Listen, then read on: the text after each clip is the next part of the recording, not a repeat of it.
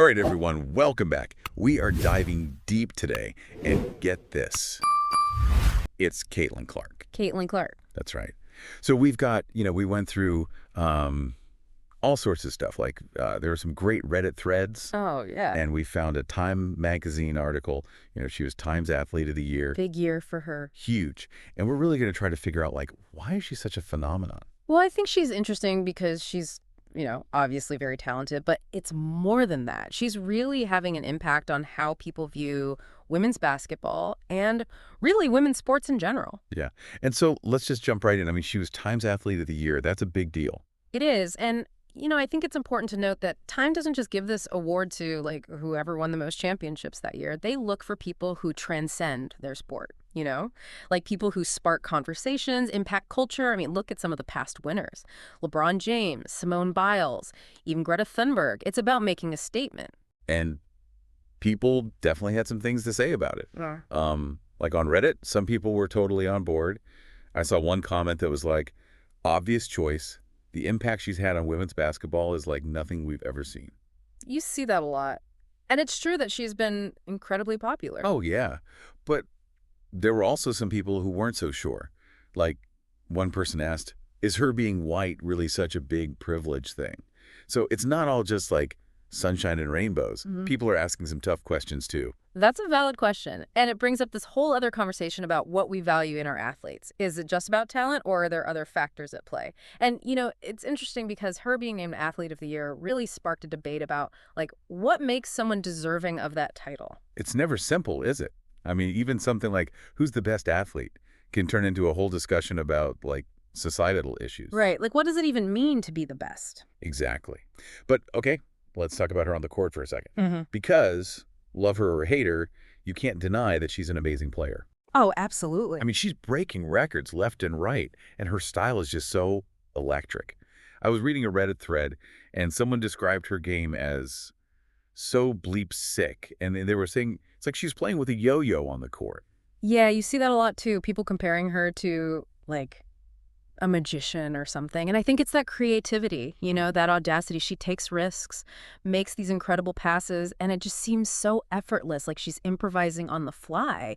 It's not just about winning, it's about how she wins. It's artistry, it's flair. And it's happening at a time when women's sports, in general, are getting more attention. Absolutely. It's like her arrival coincided with this wave of interest, and she's both riding that wave and pushing it forward at the same time. Yeah, it's really interesting timing. I don't think it's entirely coincidental. And, while, of course, other really talented players have helped the WNBA grow, Clark's arrival has definitely had a big impact. I mean, the Time article even talks about this Caitlin Clark effect on the WNBA. Right.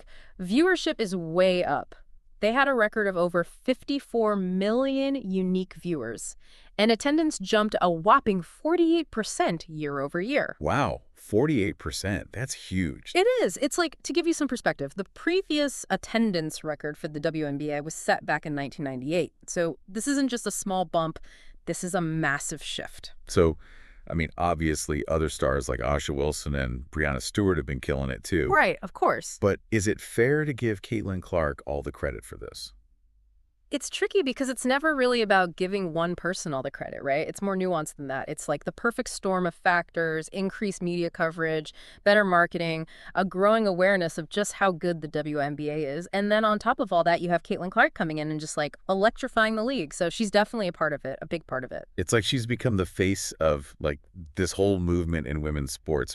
Whether it's intentional or not, she's drawing in a whole new generation of fans. Yeah, she really is. But you know what happens when you become the face of something? People start paying attention. And that attention, even if it's positive, comes with its own set of challenges. Oh, tell me about it. The Time article talks about this incident at the Dallas airport where a fan chased her down demanding a photo. Oh, no.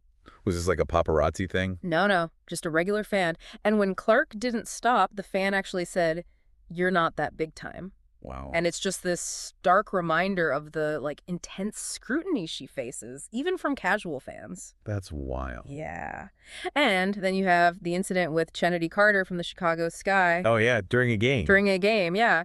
Carter basically hip-checked Clark, sent her to the floor. It was a hard foul. Hard foul, for sure. And it sparked this whole discussion, because it felt like it went beyond just a typical hard foul. Right. And the thing is, regardless of Carter's intentions, the whole thing tapped into these, like, pre-existing anxieties about race and gender dynamics in the WNBA. It's hard to separate those things sometimes. Yeah. And, some people saw it as a racially motivated attack on Clark, fueled by, like, jealousy over her success and popularity. And that's where things get really complicated, right? Yeah. Because now you're bringing in race, gender, and how those intersect with, like, perceptions of success and stardom. Exactly. And to make it even more complicated, the Chicago Tribune even published an editorial stating that Clark, quote, must not be allowed to become a target for rule breakers. Oh, wow. Which is interesting, right? Because that statement, while, seemingly pretty straightforward, it actually adds another layer to the conversation. How so? Because it raises the question of, like,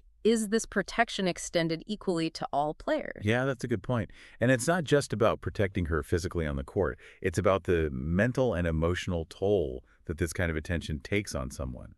I mean, I can't imagine being that young and having that much scrutiny, both positive and negative, all the time. Especially with social media. Oh. Which can Yeah. amplify both the support and the hostility in, like, a split second. It's like a double-edged sword. Yeah. And it's interesting because Clark actually talks about this in the Time article. She says, I tell people I feel like the most controversial person, but I am not. It's like the controversy is swirling around her, Yeah. but she didn't necessarily create it. Right. She also says she never thought I was being targeted by other players, suggesting that she doesn't view these incidents through the same lens as, like, some of the public commentary. So she's not necessarily buying into the narrative that's being built around her, but she's not ignoring the racial dynamics either, right? Yep. Especially in the context of the Carter incident. Definitely not. In the Time article, she talks about, like, grappling with how to respond to these issues while still being a rookie, navigating her own journey. She mentions feeling the pressure to say more and do more. Which must be incredibly difficult. Yeah. But she also recognizes the need to find a balance between speaking out and protecting her mental well-being. Which is a tough balance for anyone. It is, especially for someone so young and in the spotlight. It makes you think about the pressures of fame, and the expectations people have. And how we as fans contribute to that. Exactly. It's a lot to unpack, but one thing that really stands out to me about her, she's resilient. Like, she doesn't shy away from challenges. She seems to, like, thrive on them. That's a good point. Like, even in the Time article, they talk about her troll personality. Oh, yeah. And there's this great example. So West Virginia's coach, like, trying to fire up his team, he's like, let's send Caitlin Clark packing. Oh, I remember that. And then what happens? Iowa wins, right? And she grabs the mic and sings Country Roads right back at him. Oh, that's classic. It's amazing. It shows her competitive spirit, but also, like, she doesn't take herself too seriously. Right. She can have fun with it. Even when the stakes are high. And her former teammate, Timmy Fagbennel, shared a story about Clark as a rookie. Oh, yeah. Like a classic hazing ritual. Oh, of course. The Indiana Fever made her sing happy birthday to all the veteran players. Yeah, I love those. And of course, Clark turned it into this whole thing, like a performance. Fagbennel described it as grandiose. She said she loves her moments. And she owns them. She does. And I think that's part of what makes her so relatable. Like, yeah, she's this incredible athlete, but she's also just a young woman who likes to have fun and doesn't shy away from being herself. It's authentic. Yeah. And speaking of serious stuff, like the Olympics, she didn't make the team. Big snub. A lot of people thought she deserved a spot. So how does she react to that? Well, she was disappointed, obviously. But she also recognized that she needs to get stronger physically to compete at that level. And you know what she said? She said she's using it as motivation. So it's fuel. Exactly. She's turning it into an opportunity for growth. I mean, that's a pretty powerful message, especially for young athletes. Like, it's okay to not be perfect, but you got to keep working and come back stronger. And you know what's really interesting? It's not just about her physical game. She's also thinking critically about her role off the court, like when it comes to speaking out on social issues. Yeah, she's been pretty vocal about certain things. She has. In the Time article, she talks about the pressure she feels to be a voice for social justice, to say more and do more. But she also recognizes that she needs to find a balance between speaking out and, protecting her own mental space. Which is a tough line to walk, especially when you're so young and in the public eye. It is. It's like people put these athletes on pedestals and then they expect them to be perfect role models, to have all the answers, to say all the right things. And it's easy to forget that they're still human beings. They are. They're allowed to make mistakes, have bad days, figure things out as they go. Right. They're not superheroes. Exactly. And I think that's a really important thing for all of us to remember. Like, we need to be careful about projecting our own hopes and anxieties onto these athletes. They're just people trying to navigate their own paths. They are, and it's fascinating to watch. So, after all of this, what do you think? What have we learned about the Caitlin Clark phenomenon? Well, I think it's pretty clear that she's more than just a basketball player. Oh, absolutely. She's become this cultural force, right? Driving conversations about women's sports, race, gender, and, the power of individual talent to shift perceptions. And how talent intersects with all these other societal issues. Exactly. But at the same time, she's still figuring things out, like we all are. She's dealing with the complexities of fame and scrutiny in the age of social media. And that makes it all the more interesting, because it's a reminder that even amidst all the excitement and celebration, we need to be mindful of the nuances, the potential pitfalls, the complexities of individual journeys. It's not all black and white, right? There's a lot of gray area. There is, and it's important to acknowledge that. So where do we go from here? I mean, she's achieved so much already. She's only 22 years old. I know, it's incredible. And it feels like she's just getting started. It really does. What kind of impact will she have in 5 years, 10 years? Yeah. It's pretty exciting to think about the possibility. It is. Think about it. Will she become like a really vocal advocate for social justice? Will she lead the Fever to a championship? Will she continue to break records? Yeah. Will she keep redefining what's possible in women's basketball? Exactly. And these are questions we can all think about. Right. And you know what? We want to hear from you, our listeners. What do you think? How do you think Caitlin Clark will continue to shape the world of professional sports? Share your thoughts with us on social media using hashtag #DeepDiveCaitlin Let's keep this conversation going. It's wild to think about, like, she's not just changing the game on the court, right?